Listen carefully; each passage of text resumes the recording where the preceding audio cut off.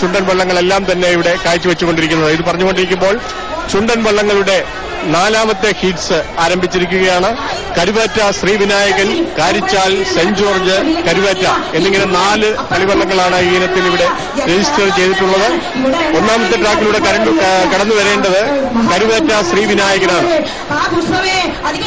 മനോജ് പയ്യങ്കേരിയുടെ നേതൃത്വത്തിൽ winners boat club നെടുപ്പുറക്കാരാണ് അത് ഇവിടെ രജിസ്റ്റർ ചെയ്തിട്ടുള്ളത്.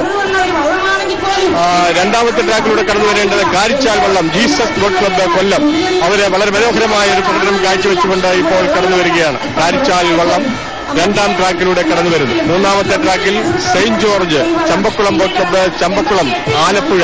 അവര് വളരെ മനോഹരമായ രീതിയിൽ സെന്റ് ജോർജ് ബോട്ട് ക്ലബ്ബുകാരാണ് മൂന്നാമത്തെ ട്രാക്കിൽ കടന്നു വരേണ്ടത്. എന്നാൽ നാലാമത്തെ ട്രാക്കിലൂടെ കടന്നു വരേണ്ടത് വെസ്റ്റ് ബോട്ട് ക്ലബ്ബ് കുമരകം തുഴയുന്ന എം കെ സുരേഷിന്റെ നേതൃത്വത്തിലുള്ള കരുവേറ്റ വള്ളം.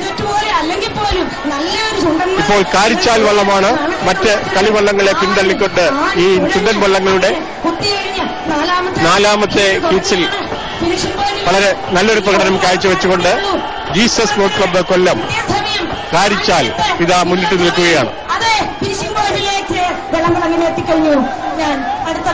കരുവേറ്റ വള്ളം വളരെ പിന്നിലാണ്.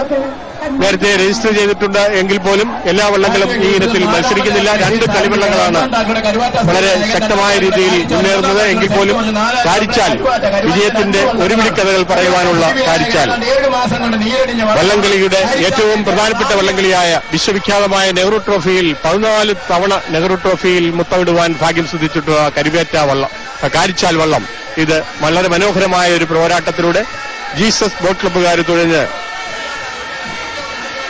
ഇവിടെ ചുണ്ടൻ വള്ളങ്ങളുടെ ആദ്യപാദ മത്സരത്തിൽ 4ാമത്തെ ഹീറ്റ്സിൽ ഫിനിഷിംഗ് പോയിന്റിനോട് അടുത്തുകൊണ്ടിരിക്കുകയാണ്. വളരെ